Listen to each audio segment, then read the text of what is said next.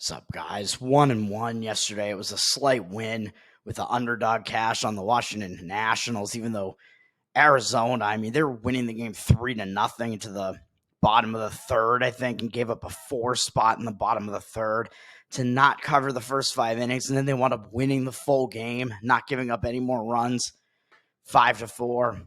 That's just brutal. I hate when I make it a first 5-inning bet and that loses, but the full game wins. I thought that if anything, the bullpen situation was the worst part for Arizona. Whatever. Congratulations to the Edmonton Oilers for winning the Western Conference side of my NHL bracket, at least. My bracket is dead because I had Carolina as the champion, but I had Edmonton winning the West. Hopefully, they're actually able to beat the Florida Panthers because that is where my rooting interest lies. Can't stand the Florida Panthers. As a Bruins fan, you know the deal. All right, we move on to today. Today, the first time in a while, we have no NHL or NBA on the board. All right. We have to wait a while for those series to start. We'll look at Major League Baseball. We have a short Major League Baseball card, too, with only, 8 games, something like that on a Monday.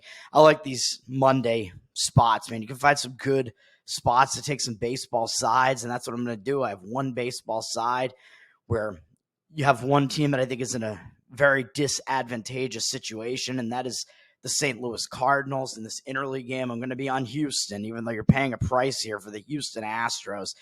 Astros, one of these teams, their record still pretty bad, but not totally indicative of the skill level that the team has or the pitching advantage that they have. Although the odds makers, of course, are probably not giving you a bargain when you're playing a Justin Verlander, but I still think the spot is so bad for St. Louis that I think it makes sense to play this. St. Louis played in the ESPN night game last night.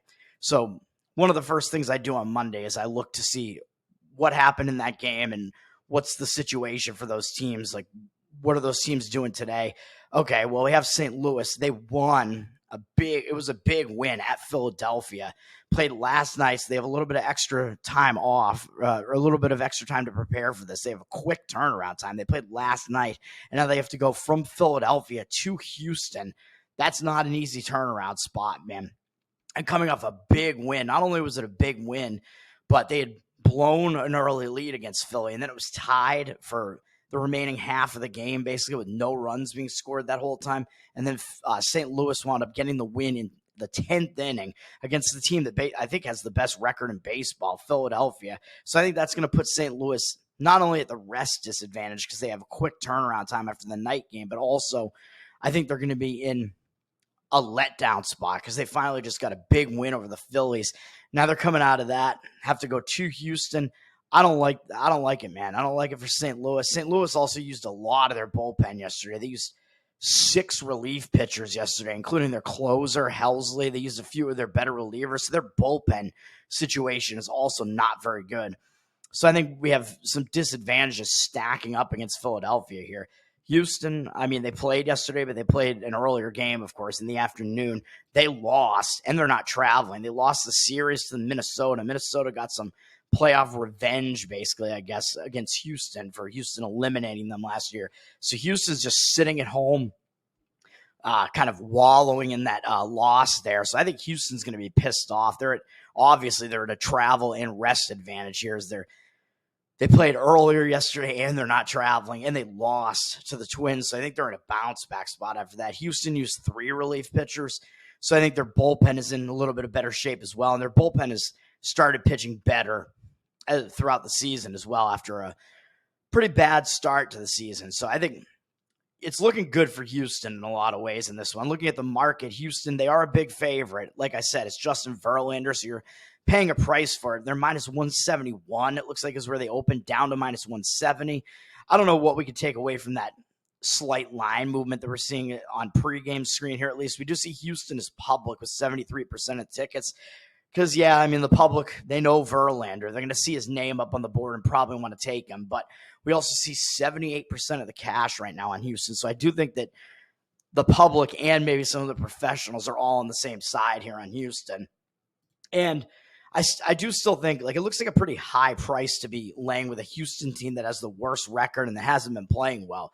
So it's like, what gives? Well, obviously, Justin Verlander is a huge component to that. And Houston, I think, actually probably has the better bullpen here. Their bullpen's in a better rest situation. I don't know how much of that's getting factored into the line, though, because I'm using that as the handicap where I think we have an edge here, because I think Houston basically has every advantage possible here. And Houston, factored into the line is, of course, I think that Houston has the better offense, too, and we're finally starting to see that. Starting pitching matchup, we got Kyle Gibson pitching for St. Louis. He's a guy who was in the American League for much of his career. Minnesota, Texas, and Baltimore. I never thought he was that good of a pitcher, man. His career ERA is 4.51, career whip 1.37, pretty low strikeout rate, not a great walk rate. And there's really not that much to like about Gibson throughout his career. He's 36 years old now, so I don't think he's all of a sudden turning it on when you go see him and he has a 3.6 ERA this year. I mean, yeah, fine. He's been pitching pretty well so far this year, but he has faced some not great offenses throughout the season as well. And he has a 1.22 whip, so that number is not very good. And his stats mostly are looking pretty similar to his career. He's got 52 strikeouts and 25 walks this season in 65 innings. So it's a lot of walks. That walk number is too high. The number of strikeouts, it's a bit low. I mean, that's in line with what his career is. Not a great strikeout pitcher, but he's only allowed 54 hits this year. So he's been difficult to hit, but I think we're starting to see that maybe kind of turn around a little bit. I don't know. We'll have to see, because he has been pitching decently and going deep into some of these games. But I think this is a tall order to be facing this Houston lineup here. And looking at Houston's history against him, we have a huge sample size to work with. And it's not great one way or the other, but it's not, I wouldn't say it's good for Gibson here. Houston, 40 for 151 off him. So they're very familiar with him at the very least, because he's had a long career, much of it in the AL. 7 doubles, 7 home runs, 15 RBIs, 29 to 16 strikeout walk ratio. So that's not good. That's a lot of walks. It's a 265 batting average, which isn't that high, but it does mean that Houston has been able to hit him decently, at least, in a 786 OPS. So Gibson's number's not that great. And then on the other side, of course, I don't think anybody's going to debate that Justin Verlander's the better of these pitchers. I mean, he's a Hall of Famer, even though he's 41 years old now. His stats this season are actually still not bad. He's got a 1.13 whip this year, 3.26 ERA. So those are good stats. He's only allowed 38 hits in 47 innings. So that's good. 15 walks, a little bit high, 44 strikeouts. That strikeout walk ratio isn't that bad. Number of strikeouts a little bit down, but I mean, what do you expect from him as a 41-year-old? But he still pitched pretty well. I mean, he had a couple of rocky outings against a couple of the better offenses that he faced against the Yankees and Milwaukee. He didn't do that well in those games. Other than that, he's been quite good, and he hasn't allowed more than 2 earned runs in any of his other starts. And in all of them besides 2, he's allowed 1 or 0 against some of the better offenses, though he only went 4 1/3 innings in one of them against the Cubs. The rest of his starts, he's gone decently deep into these games. He's throwing up into the high 90s for a pitch count in every start. So he's off the leash, basically. He's been pitching pretty well after a little bit of a late start to the season coming off the DL.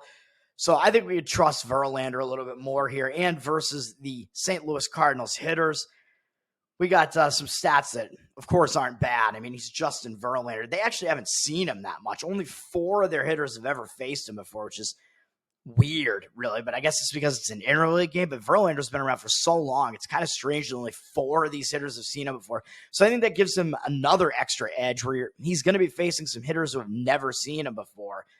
So that might be a little bit of an extra edge to the pitcher as well when the hitters are unfamiliar with him, even though he's been around for so long.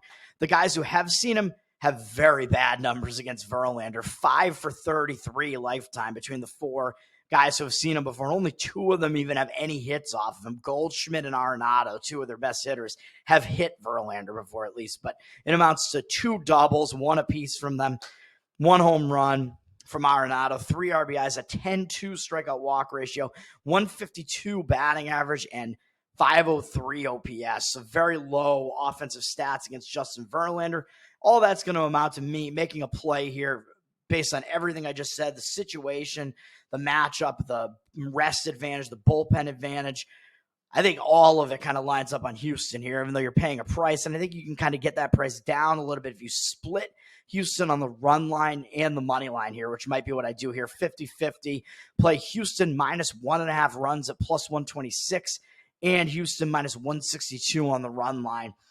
You can get some decent prices if you shop around there, I think. So that's kind of why I like to split those, because you can shop more playing the 1.5 run line and the money line, because all the books offer them, whereas the -1 run line you can pretty much only find at DraftKings, and they're offering -127 on it. So I think by splitting across some other books here, I think I actually got it down to a cheaper price by doing that. So that's my only play today, man.